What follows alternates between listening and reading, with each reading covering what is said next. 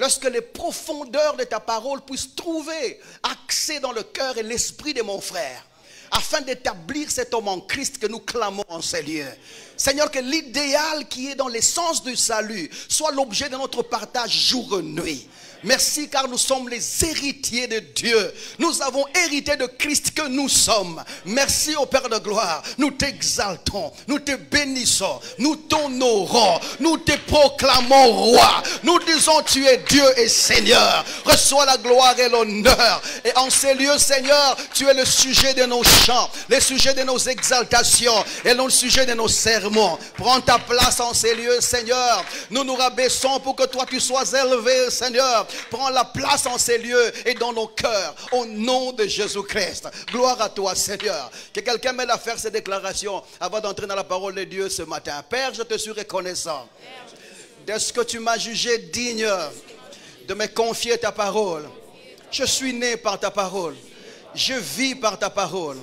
Au-dessus des circonstances et de toute autre situation, je sais, Seigneur, que je gagne toujours, je réussis toujours et je prospère toujours selon ce que dit ta parole, dans le nom puissant de Jésus qui mérite les acclamations et la gloire au nom de Jésus. Merci beaucoup. Saluez votre voisin. Nous allons commencer la parole de Dieu. Merci beaucoup. Vous pouvez saluer votre voisin pour nous. Merci beaucoup. Que Dieu vous bénisse. Nous sommes en train de parler de phronesis et la prière. Pour ceux qui ne savent pas, phronesis, c'est l'une des sagesses de Dieu.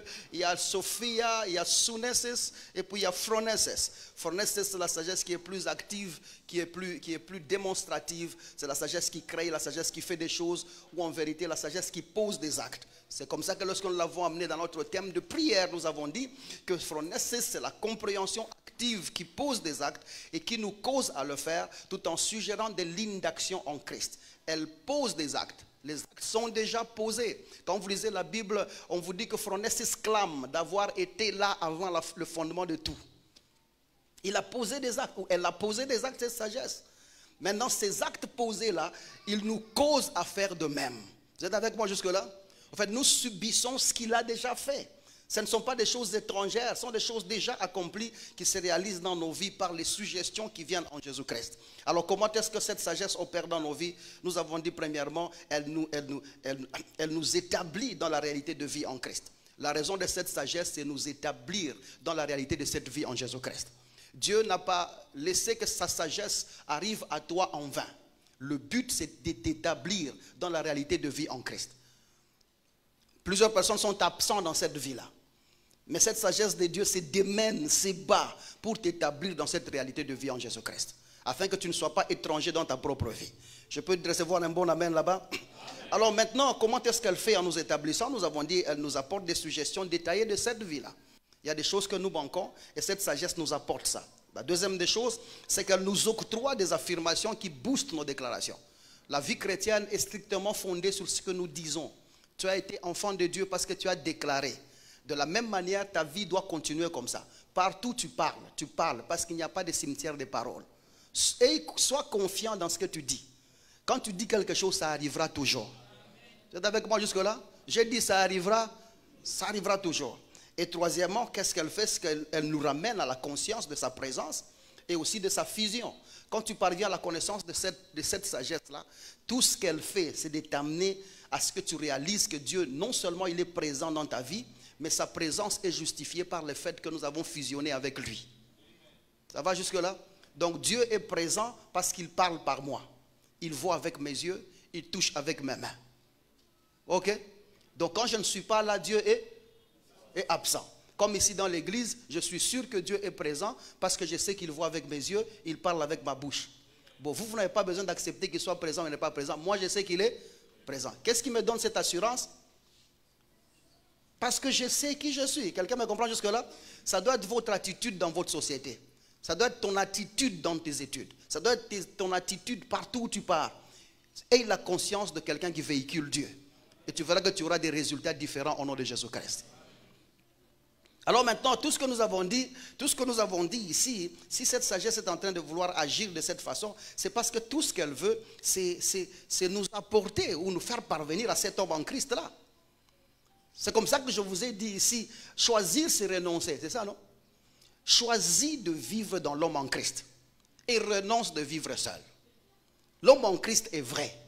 L'homme en Christ est l'idéal du pourquoi Jésus est mort. Dieu a voulu que son Fils meure pour toi, pour qu'il vive en toi. Et c'est comme ça qu'il devient important donc pour nous tous de connaître cet homme en Christ. Étant donné que tout ce que nous enseignons pointe à l'homme en Christ, nous avons dit cet homme en Christ, là où on nous pointe, il est saint. Cet homme en Christ là est juste. Et cet homme en Christ là est glorieux. Ça, tu n'échapperas pas à ça. En fait, tu es condamné à la sainteté. Tu es condamné à la justice de Dieu. Et tu es condamné à la gloire de Dieu. Ça fait partie de toi. Au fait, la manière dont Dieu t'a créé en Christ, il t'a créé saint, juste et glorieux. Quelqu'un me comprend jusque-là? Je peux bien t'entendre dire, je suis saint, juste et glorieux. Et une telle personne ne peut pas être possédée. Une telle personne ne peut pas être maudite. Et ce qui fait que la compréhension de l'homme en Christ devient donc importante dans ces siècles ici. Parce que le fait de ne pas connaître l'homme en Christ, c'est comme ça que tu essayes d'attacher certaines réalités de ta vie à une certaine forme de malédiction de votre pays ou de votre village. Mais si tu comprends l'homme en Christ, tu comprendras que tu n'es pas éligible à ce genre de choses-là. Un chrétien ne peut pas être possédé. Ton voisin ne comprend pas. Essaie de le dire un peu plus près. Un chrétien ne peut pas être possédé. Arrête de te mettre sur la liste des gens à délivrer. Et de toutes les façons, il n'y a pas de ministère de délivrance dans l'église du Christ. Parce que personne n'a reçu le ministère de délivrance que Jésus lui-même. Il n'y a que Jésus qui avait la mission de venir libérer les gens ou délivrer les gens. Et il l'a fait une fois pour toutes en sa mort et sa résurrection. C'est comme ça qu'il nous a délivrés une fois pour toutes. Nous chassons les démons, nous ne délivrons personne. Quelqu'un me comprend jusque-là? Et puis, c'est une honte d'amener la délivrance là où il y a des enfants de Dieu nés de nouveau. C'est une insulte à l'œuvre de la croix. C'est une déviation à l'essence même de la chrétienté. Si je dois continuer à être possédé pendant que Jésus habite en moi, ça détecte, ça expose l'incapacité du Seigneur qui m'occupe. Ça montre que celui qui est en moi n'est pas si fort d'assumer sa place et sa responsabilité. Au fait, c'est un mauvais sautard, c'est un mauvais conquérant. Il est entré dans ma vie sans capacité de maintenir l'espace. Et quand nous parlons comme ça, les gens trouvent que nous exagérons, nous attaquons chez les gens. Et pourtant, c'est ça même la vraie chrétienté. Amener la délivrance dans l'église, c'est insulter les capacités de Jésus. Et tout ça, ça a été influencé par... Vous vous rappelez des petits livres qu'on avait là, Le cœur de l'homme. Hein? Si vous avez ça dans la maison, allez brûler ça. C'est un faux livre. Tout ce qui est là est faux. Tout ce qui est là, je vous dis, tout ce qui est là est faux. Ce n'est pas doctrinalement centré en Christ. Tout est faux. Et quand vous voyez le cœur de l'homme, ça veut dire que il y a une image là où Jésus est dedans avec un pied et le diable aussi est dedans avec un pied. Imaginez, Jésus dit aux disciples, lorsque vous chassez les démons dans la vie d'une personne, il dit ces démons-là partent dans les lieux arides. Et quand ils vont arriver là-bas, ils vont réaliser qu'ils ont perdu les places. Ils vont chercher à être 7 fois plus forts et rentrer dans la vie de cette personne-là. Jésus ouvre une brèche. Il dit ceci. Ces démons-là, si la maison reste vide, ces démons vont rentrer. Et le cas de la sœur ou du frère sera plus pire qu'avant. 7 fois d'ailleurs plus pire qu'avant. Qu'est-ce que Jésus voulait nous enseigner là-bas? Si les démons sont déjà partis, normalement ils ne doivent pas rentrer si la maison est occupée. Tout ce que nous avons à faire, c'est de mettre Jésus qui occupe sa maison.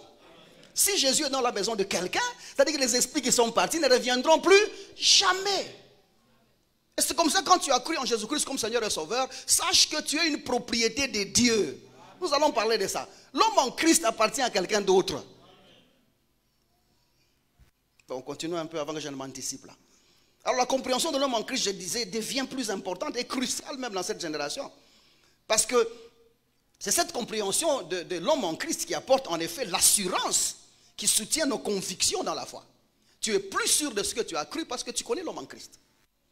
Et c'est cette connaissance même de l'homme en Christ, nous avons dit, c'est la compréhension de cet homme en Christ là qui bannit aussi les craintes et les confusions primaires, tout en nous transportant dans l'amour du Christ. Les craintes que nous avons, j'ai dit les craintes au sujet du péché, les craintes au sujet du ténèbre, les craintes au sujet des démons, les craintes au sujet de la mort. Vous voyez, il y a des chrétiens qui sont plus conscients de leur mort que de leur vie éternelle. Partout là, esprit des morts, esprit des morts, esprit des morts, esprit des morts. La Bible est claire. La mort a été engloutie dans la victoire. Quand tu reçois Jésus-Christ comme Seigneur et Sauveur, c'est-à-dire que la mort est morte. Même la mort est morte. Donc ne permets personne. Essaye de dire qu'il y a un esprit de mort qui tourne dans ta vie là-bas. Parce que toi, tu es un esprit de vie qui diffuse la vie. Il ne peut pas y avoir de mort autour de toi. Je parle à quelqu'un jusque-là.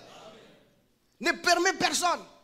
Dire non, je vois la mort à côté là-bas. Je vois la mort circuler là-bas. Je vois la mort en bruit. Non, on n'accepte pas ça. Non seulement tu as la vie, mais tu es dans l'environnement de vie. Quand tu crains la mort ou l'esprit des morts, tu vois, Paul dit pour moi la mort c'est un gain. Nous sommes morts en la foi parce qu'il parlait de deux contextes. Le premier contexte, qu'il insinuait que je suis déjà mort en Jésus-Christ, c'est-à-dire que j'ai gagné la vie de Dieu. Et la deuxième, au nom de la persécution que je traversais, il voulait dire seulement, même si je mourais, pour moi la mort physique c'est pas un problème, parce que je suis déjà en Christ, je sais où je vais. Pour moi la mort c'est un gain. Les chrétiens d'ailleurs doivent chercher à mourir. C'est comme ça qu'ils n'ont pas de risque de prêcher comme nous prêchons ici. Regarde avec moi jusque là. Quand tu t'engages à prêcher l'évangile, c'est-à-dire que tu as accepté de mourir. Du moins physiquement. C'est ça, non? Mais ou sinon, Paul dit, nous ne mourrons pas tous.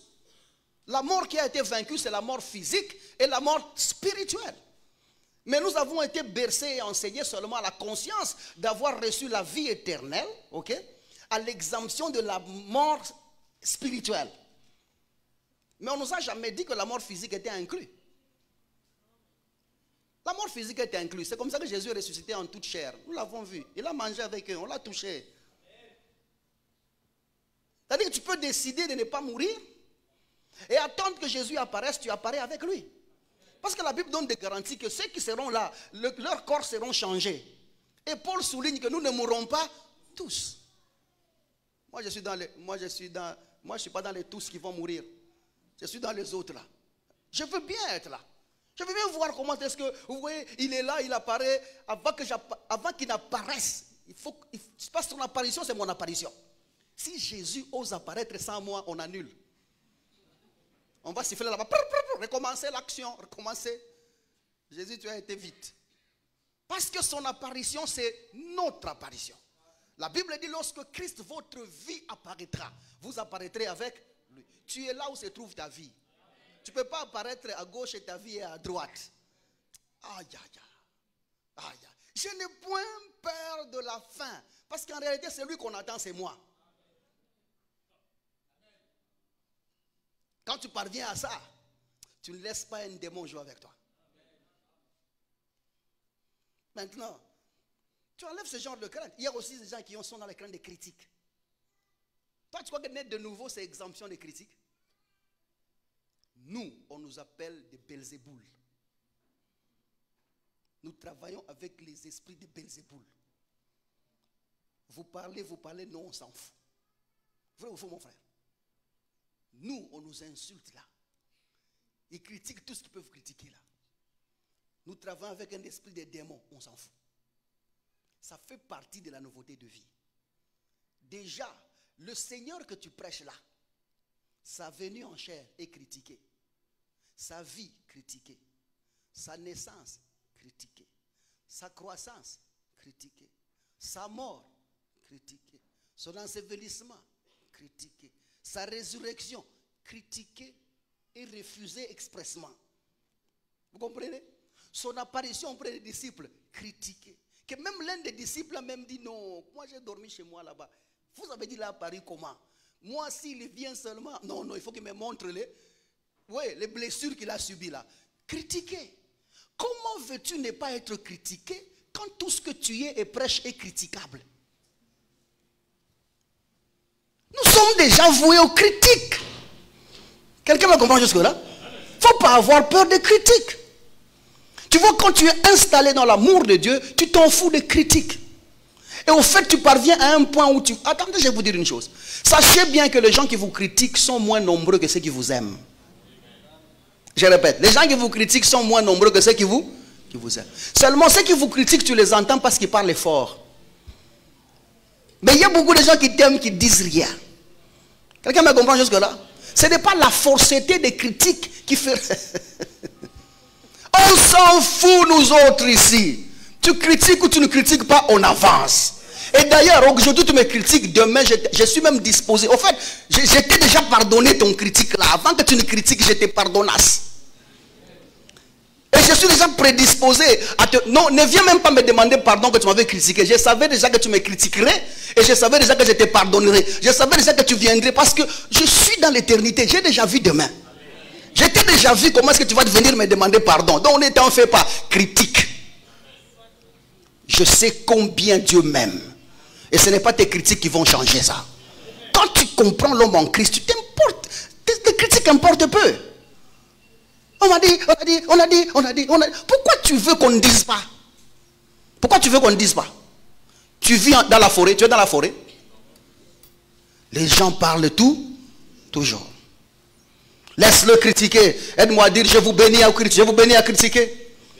Je vous bénis à me critiquer. Vous êtes bénis à me critiquer. Critiquez encore. D'ailleurs, vous n'avez encore rien dit. Si vous n'avez pas encore bien critiqué, je suis court de taille. Critiquez. J'ai un gros nez, critiqué. J'ai la tête de singe, critiqué. J'ai une jambe gauche qui est tordue, critiqué. Vous avez regardé même ma jambe. Vous n'êtes pas gentil, hein? Bon, maintenant, sois prêt à ça. Quand tu es fondé dans l'amour de Dieu, ce ne sont pas ces choses-là qui te bougent. Quelqu'un me comprend jusque-là? Bouscule-le un peu ici. Tu bannis les craintes d'affiliation, par exemple. Je suis de telle famille, je suis de telle famille, je suis de telle famille. Ta famille biologique n'a plus d'impact à ce que tu es aujourd'hui. Ça va jusque-là? Ta famille biologique n'a plus d'impact. Aide-moi à dire que ça n'a plus d'impact. D'ailleurs, tu peux même appeler le nom de la famille là. Si chez vous là-bas, le nom de la famille c'est Kadima. Dis Kadima. Tu n'as plus d'impact. Dis-lui. Kadima va écouter. Vous ne voulez pas lui dire? Vous ne voulez pas qu'on écoute le nom de vos familles? Parlez-le. Il n'a plus d'impact parce que tu es mort chez eux. Quelqu'un me comprend jusque-là? Tu es mort chez eux au nom de Jésus. Et la troisième des choses que nous sommes en train de démontrer ici, j'espère avoir un peu de temps, c'est que la compréhension de l'homme en Christ transporte nos déclarations en affirmations divinement fondées. Quand tu comprends l'homme en Christ, tes déclarations sont ou ta compréhension est transportée, ou tes déclarations sont transportées dans des affirmations divinement fondées. C'est-à-dire que ce que toi tu dis, tu annonces les oracles de Dieu. Pierre est en train de nous dire, 1 Pierre chapitre 4, le verset 11. Il dit, lorsque vous parlez, que quelqu'un lorsqu'il parle, le fasse comme déclarant les oracles de Dieu. Nous parlons comme Dieu parlerait. Parce que nos déclarations sont exactement boostées par les affirmations divinement fondées. Il y a Dieu dedans. Dans ce que nous disons, il y a Dieu dedans. Ça va jusque là? Tu dis rien n'importe comment. Dans ce que nous disons là, il y a Dieu dedans. 1 Pierre chapitre 4 verset 11. C'est comme ça que nous avons même dit. Quand tu comprends l'homme en Christ, tu ne peux pas tenir des propos comme écoutez, nous prions, mais n'oubliez pas que nous sommes africains. Je prie, mais n'oublie pas que je suis congolais. Je prie sans oublier que moi je viens de Bandaka. Un homme en Christ ne peut pas dire ça. Cette affirmation-là exprime cette phrase-là exprime une affirmation identitaire qui en elle-même s'oppose directement à l'homme en Christ et à l'essence même de l'œuvre de la croix. Le but pour lequel Jésus est mort. Quand tu dis seulement que je prie, je suis chrétien, mais je suis aussi congolais. Ou encore je suis congolais, je prie. Toute cette forme de déclaration-là, rappelle-toi que nous, nos déclarations doivent être divinement fondées. C'est ça, non? Doivent être divinement fondées. Et quand nous déclarons des choses, il faut savoir qu'il y a quelque chose de Dieu dedans. C'est-à-dire que dans ce que vous dites, vous honorez Dieu, ou dans ce que vous dites, vous méprisez le Seigneur. Quand tu dis que toi tu pries mais tu es congolais, qu'est-ce que tu veux dire? Nous allons analyser toutes ces questions au fur et à mesure que nous avançons. Je vais d'abord établir des bases pour que quand nous allons arriver là-bas, que ce soit tellement clair pour tout le monde. Mais nous voulons quand même rappeler une chose. Lorsque vous êtes en train de dire ça en oubliant que vous opposez l'homme en Christ, ou encore vous perdez l'essence même de l'œuvre de la croix. Sachez premièrement que l'homme en Christ n'a ni race. L'homme en Christ n'a pas de sexe, n'a pas de tribu, n'a pas de rang social. L'homme en Christ, il est bien en Christ. En dehors de l'homme en Christ, il y a les Congolais. En dehors de l'homme en Christ, il y a les Bemba. En dehors de l'homme en Christ, il y a les Sanga, il y a les Bateke. Mais en Christ, il n'y a pas de Bateke. Il n'y a pas de sangha. Il y a la race divine. En Christ, il n'y a pas de blanc, il n'y a pas de noir. En Christ, il n'y a pas de juif, il n'y a pas de grec. Mais en dehors de Christ, il y a des grecs, il y a des juifs. Est-ce que c'est clair jusque-là? Parce que quelqu'un m'a posé la question, est-ce que tu nous enseignes à renoncer à nos tribus? Mais c'est ce que je suis en train de vous dire indirectement clair. Et je vais vous démontrer où les failles se trouvent. Elle a dit non, maintenant, si vous dites qu'en Christ, il n'y a pas un ennemi, quand nous nous marions là, n'est-ce pas que nous nous marions en Christ? Je dis non, le mariage ne se fait pas en Christ. Vous avez bu quoi? C'est l'homme du monde qui épouse la femme du monde. C'est l'homme de la terre qui épouse la femme de la terre. C'est comme ça que l'homme de la terre réclame la dot, vous lui donnez. Votre mariage n'est pas en Christ. Quelqu'un est avec moi jusque-là? Mais il y a des chrétiens dans le mariage qui, eux, sont en Christ. Quelqu'un va comprendre jusque-là? C'est comme ça qu'il n'y a pas de mariage chrétien. Parce que quand vous vous êtes marié, vous avez fait un mariage chez les musulmans, vous n'êtes pas marié. Quand vous avez fait un mariage chez les branhamistes, vous n'êtes pas marié. Chez les témoins de Jéhovah, vous n'êtes pas marié. Vous êtes mariés partout. Et ceux qui sont mariés, c'est Tchebenchani. Ils ne sont pas mariés. Ils vont dire un jour, nous n'avons jamais été mariés. Non, ils sont mariés. Il n'y a pas un mariage chrétien. Il y a des chrétiens dans le mariage. C'est clair jusque-là? C'est comme ça que j'ai vu une vidéo, comment on voyait là, le jour du mariage, là, le mari et la femme. La femme saute là-bas. Le jour du mariage. Moto. Et l'homme, choma. Hey. Fais le jour de ton mariage. Nous t'attendons la nuit des noces en feu. Pas dans l'église. J'avais l'intention de dire, frère, tu allumes le feu avant. Et les pasteurs là, il est chambouille. C'est votre problème. L'homme en Christ n'a pas de race, n'a pas de sexe, il n'a pas de rang social. L'homme en Christ n'est pas riche. L'homme en Christ n'est pas pauvre. L'homme en Christ n'a pas de voiture. L'homme en Christ n'a pas de maison. L'homme en Christ a un habitat déjà en Dieu. L'homme en Christ a un déplacement déjà en esprit. Pas besoin de moyens de transport. Quelqu'un va comprendre jusque-là? Les matériels sont aux hommes. En dehors de Christ, en dehors de l'homme en Christ là, il y a des gens qui ont des véhicules. La comparaison et tout ça, les catégories sont des choses des hommes, pas de Dieu. Dieu ne crée pas de catégories. Ce n'est pas Dieu qui a fait des riches et des pauvres. Ce n'est pas Dieu qui élève les gens matériellement et qui rabaisse des gens matériellement. Ce n'est pas Dieu qui fait ça. Ce sont les hommes qui font ça. Alors détends-toi. C'est comme ça que je vous ai dit tous les jours. En traversant cette porte-là, ici ce n'est pas la piscine de Bethsaïda, où il y a trop de problématiques, hein, c'est ça? Trop des aveugles, trop des infirmes. Ça, ce n'est pas les lieux des infirmes. Ça, c'est les lieux des gens affermis en Christ. Ça, ce n'est pas les lieux des malades. Ça, c'est les lieux des gens qui jouissent de la santé divine. Comme pour vous dire qu'en venant ici, vous n'êtes pas venu chercher votre guérison ici. Vous n'êtes pas venu chercher votre délivrance, soi-disant délivrance ici. Ici, vous êtes venu grandir en Christ. Maintenant, la maturité que vous aurez en Christ va vous positionner dans une certaine position où vous saurez quoi dire aux situations du monde. Quelqu'un me comprend jusque-là? Ici, c'est la cure et la dose à l'homme qu'on est venu sauver.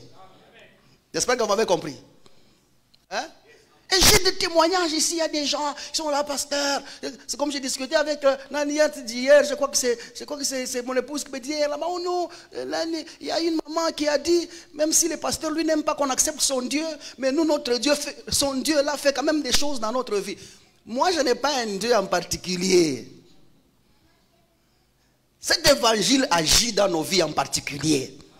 Est-ce que c'est clair jusque-là? Ne vous bornez pas à croire que je suis si spécial que vous le pensez. Je refuse. Il faut que je dise ça combien de fois? Je n'ai pas mon Dieu et vous votre Dieu. Comment savez-vous que mon Dieu, il est le bon, si vous ne connaissez pas le vôtre? Le Dieu de Daddy. Je ne suis pas Daddy. Si vous voulez d'ailleurs, appelez-moi frère. Je n'ai aucun problème. Ça va jusque-là? Oh non, votre Dieu, vous êtes... C'est vrai. Nous avons des vrais témoignages ici.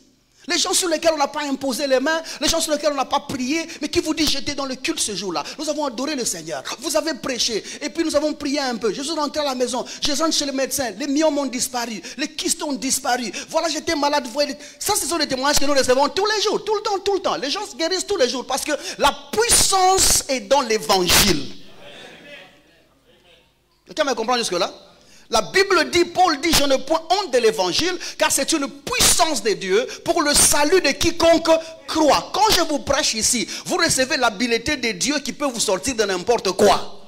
Quel que soit là où vous vous trouvez, l'évangile que nous prêchons peut vous y sortir au nom de Jésus-Christ.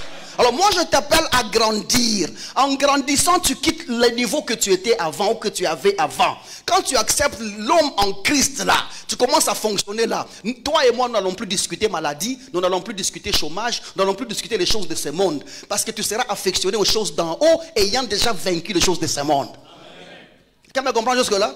Je refuse de faire de Metro Church un lieu de besoin, un lieu des gens qui cherchent, un lieu des gens qui espèrent donner à Dieu pour que Dieu les donne. Ça, ce n'est pas cet endroit ici. Cet endroit, c'est pour les gens en Jésus-Christ. C'est clair jusque-là? Bon, les autres n'aiment pas ça.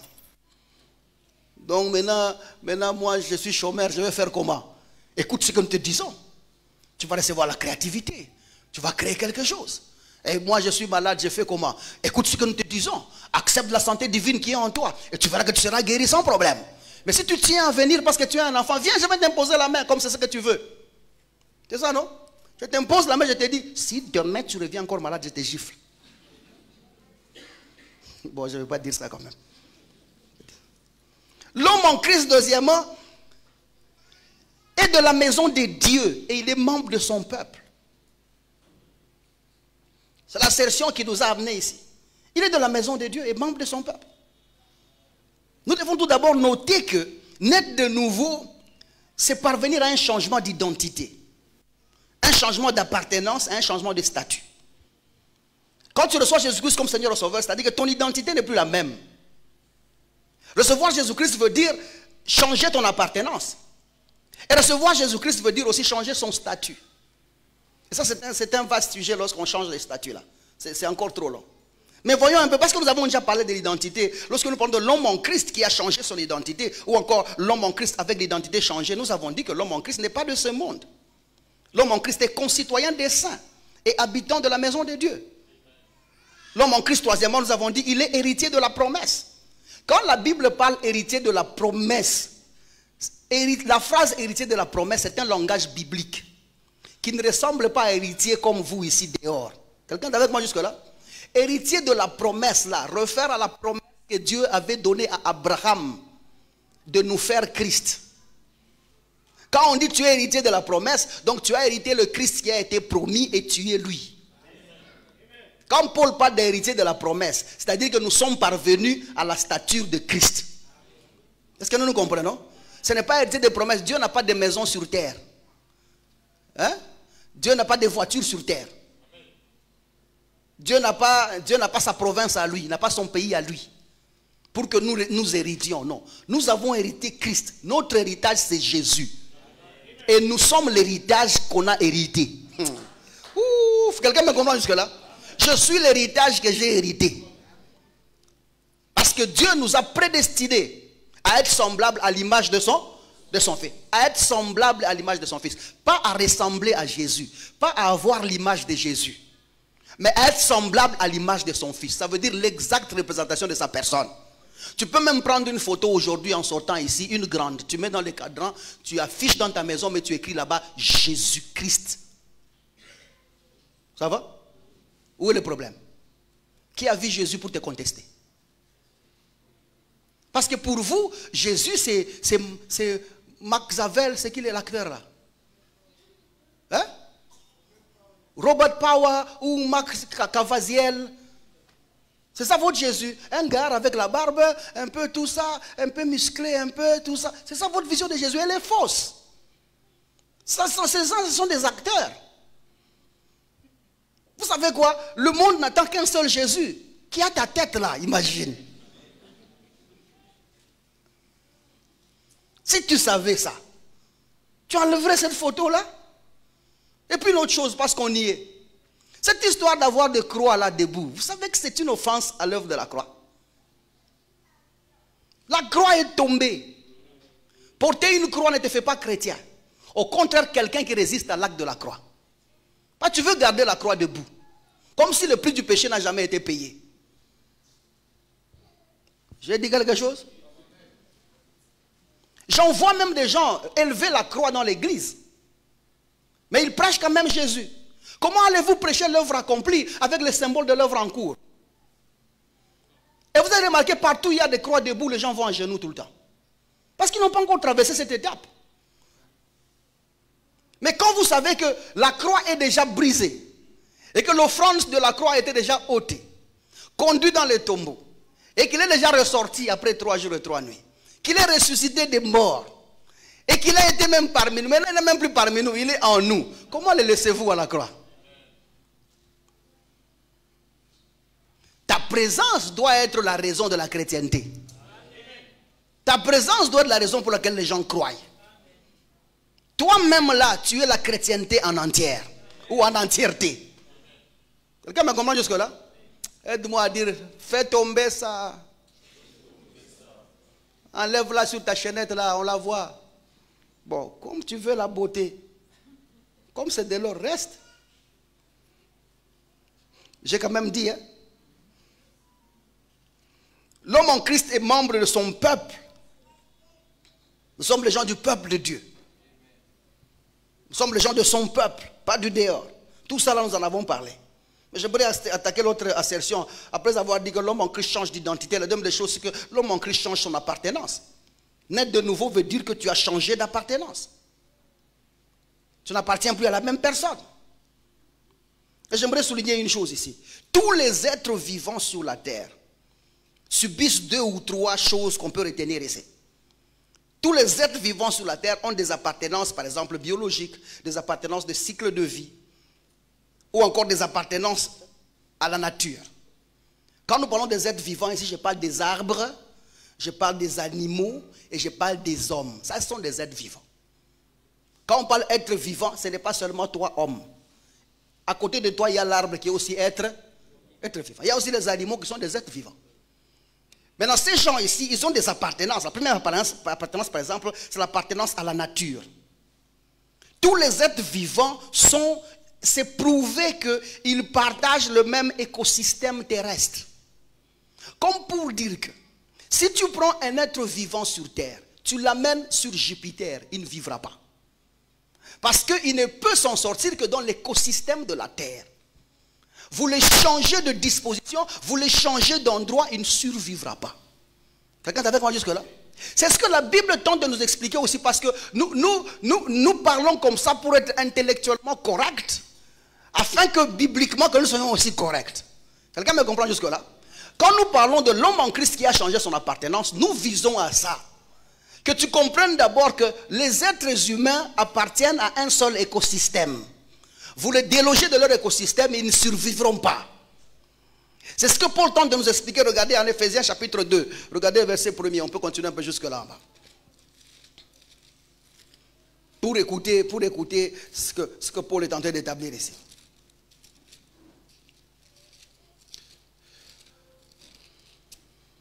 La parole de Dieu abonde au milieu de nous et nous en sommes fiers. Regardez, chapitre 2. Il dit, vous étiez morts par vos offenses et par vos péchés, dans lesquels vous marchiez autrefois.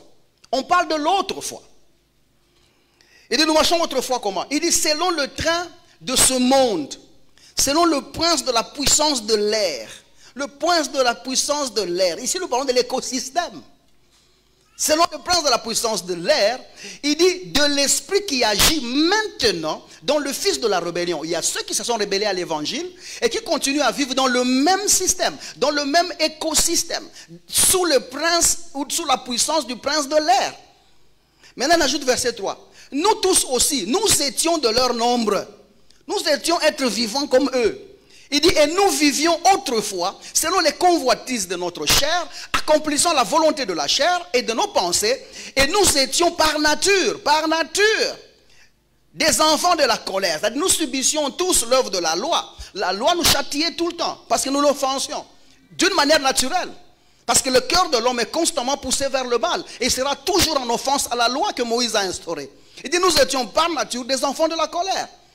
Comme les autres. Il dit bien comme les autres. Quand il dit les autres, sommes-nous avec eux? Verset 4.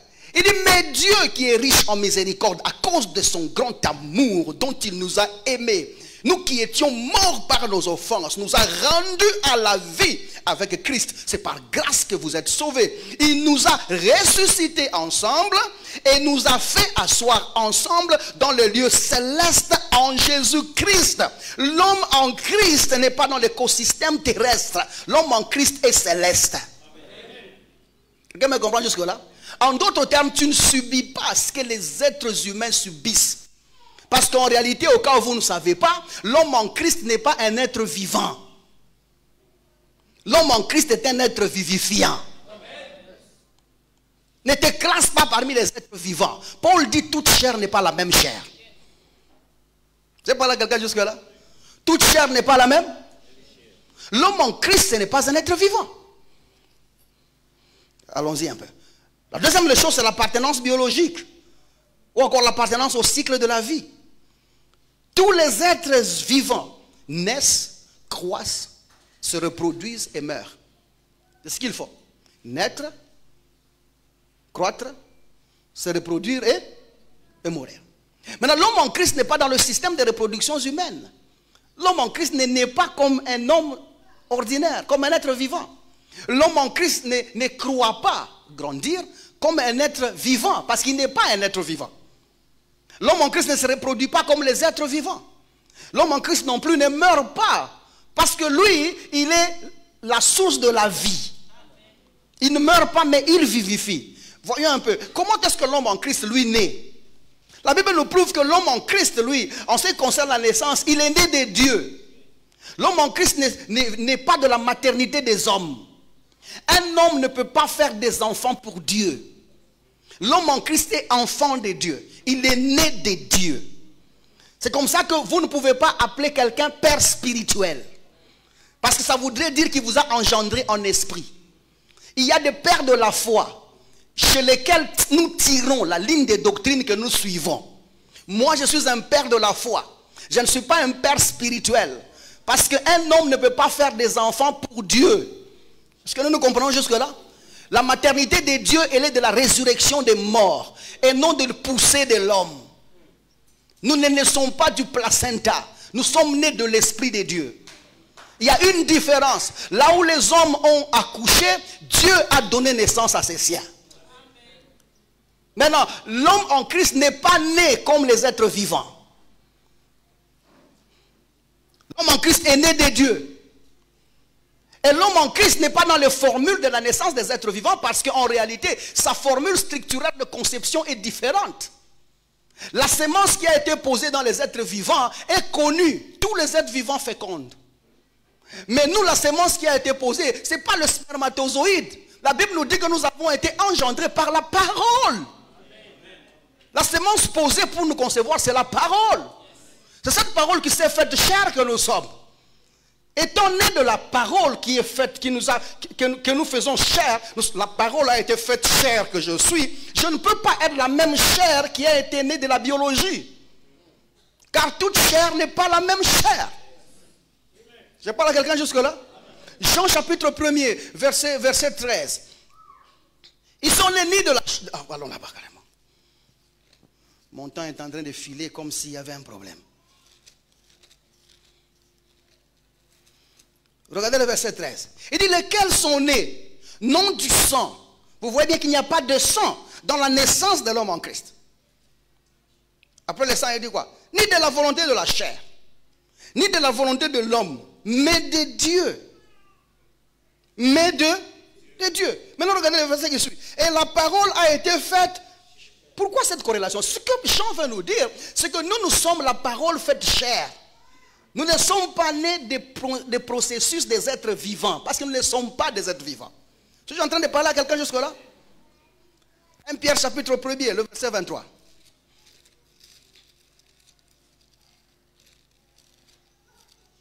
1 Pierre chapitre 1er.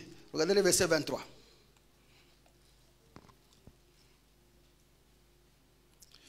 puisque vous avez été régénérés, nés de nouveau. Il dit, puisque vous avez été régénérés, non par une sémence corruptible, mais par une sémence incorruptible. Hey Yakata.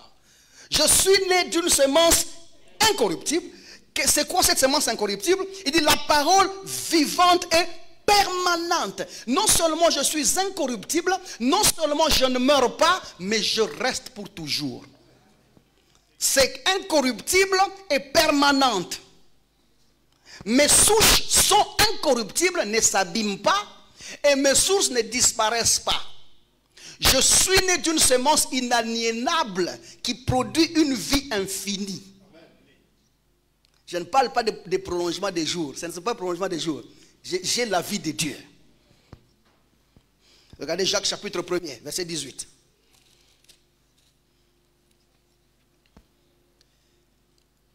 Il nous a engendrés selon sa volonté, non selon la volonté de l'homme, non selon la volonté de la chair. L'homme en Christ a été engendré selon sa volonté. Quelqu'un peut dire amen à cela? Il dit, de quelle manière maintenant on vous explique? Par la parole de mensonge, par la parole de la maladie, par la parole des hommes, par la parole de vérité, afin que nous soyons en quelque sorte les prémices de ces créatures. Prémisse veut dire le premier meilleur produit du champ. Nous sommes l'échantillon de ce que Dieu a fait bien. Donc quand Dieu, on l'a proposé de vendre sa marchandise ou de présenter sa marchandise, il est entré dans les champs, il nous a choisis nous.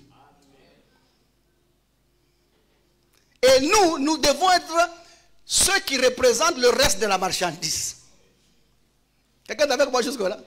C'est-à-dire que si tu es de mauvaise qualité, personne ne voudra naître de Dieu parce que tu es de mauvaise qualité. Nous sommes la dernière qualité que Dieu a pris de son champ, il n'y a pas une autre. Je suis le premier meilleur produit de ce que Dieu a pu prendre. Nous sommes nés de la parole. Quelqu'un me comprend jusque-là? Quand nous voyons la croissance, l'homme en Christ croit par la parole. Sa croissance n'est pas physique. L'homme en Christ n'est pas mesuré par sa taille. L'homme en Christ n'est pas mesuré par sa masse, par sa grosseur. Ce ne sont pas des traits physiques ou des attraits physiques qui définissent l'homme en Christ. L'homme en Christ n'est pas défini par la manière dont il s'habille. L'homme en Christ n'est pas défini par la manière dont il se coiffe ou la manière dont il marche. Les attraits physiques n'ont pas d'impact sur l'homme en Christ. Parce que l'homme en Christ, lui, a la manière de croître qui est différente. Lui ne va pas à genoux, il grandit. Hein, voyez, non, ce n'est pas ça. Il 4 pattes, 2 pattes, 4 pattes, 2 pattes. Et puis il marche, et puis il rentre encore 3 pattes parce qu'il va louer une... Et puis, non, l'homme en Christ ne vit pas ça. On ne connaît pas l'homme en Christ parce qu'il a vieilli ou parce qu'il a la barbe blanche. C'est ça, non? Vous êtes avec moi? J'allais dire un truc là, il faut que je le dise. Ma bouche ne peut pas se taire. Comme les gens là qui veulent prouver que pour être un bon prophète, il faut laisser les longs cheveux. Bon, là, va te coiffer. Va te coiffer. Ça commence à exagérer. Et depuis qu'on commence à tolérer n'importe quelle coiffure, maintenant vous ne peignez même plus vos cheveux. Ça ne vous fait pas spirituel. Ça vous fait quelqu'un qui marche sur la gloire. La gloire veut aussi dire la propreté. Et ce n'est pas propre, c'est plus propre. Nous comprenons vos émotions. Vous voulez nous montrer que vous étiez à la montagne toute la semaine. Mais maintenant que vous êtes en ville, lavez-vous. Peignez les cheveux. Les coiffeurs sont là. Faites la barbe. Ça coûte rien. Puis l'autre là, il s'approche, je regarde même. Lui-même quand il prie. Et puis brossez les dents.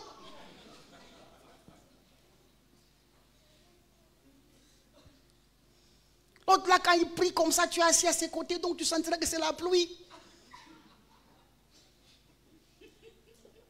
Et puis ils aiment bien nous mettre dans les épaules. Donc là, nous sentons. Aïe, aïe, aïe, aïe, aïe.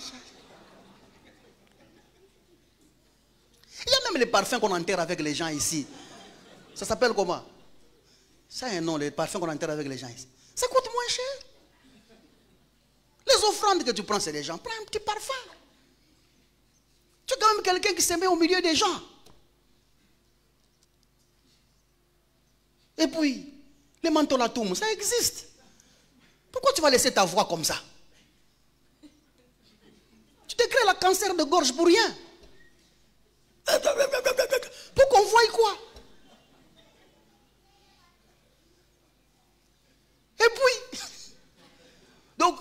péché comme je prêche, je souris, je dis, c'est un péché.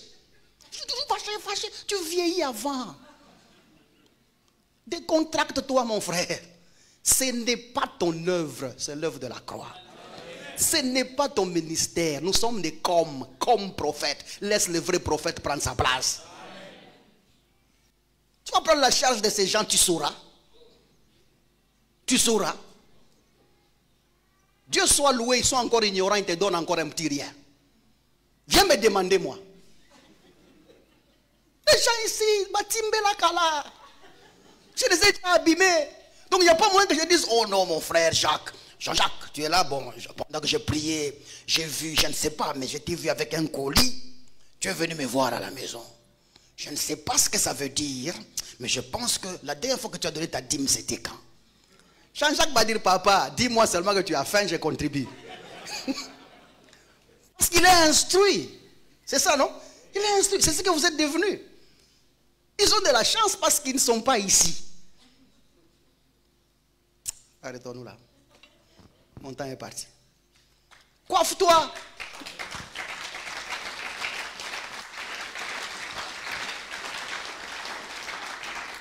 Bon. Pasteur, vous ne terminez jamais vos sermons parce que, bon, de toutes les façons, nous sommes là pour longtemps. Au fait, il faut que je laisse une partie des sermons pour être sûr que je vais revenir. C'est ça, non? Le jour que je n'aurai plus à vous prêcher, je vais vous dire, je pense que c'est fini. C'est fini. Envoyez la chorale à la maison pour chanter parce que je ne veux pas partir. Je suis fatigué. Que Dieu vous bénisse. Merci beaucoup. Si vous avez compris quelque chose, on acclame le Seigneur et on finit.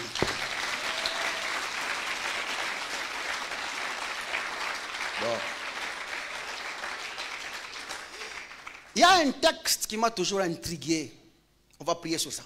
Qui m'a toujours intrigué dans Deutéronome. Le peuple de Dieu a été informé que tous les peuples du monde les paniquent. Tous les peuples. Mais eux-mêmes là, ne sachant pas qu'on les panique, ils paniquaient les autres. En fait, ils étaient paniqués par les autres. Vous avez compris la nuance?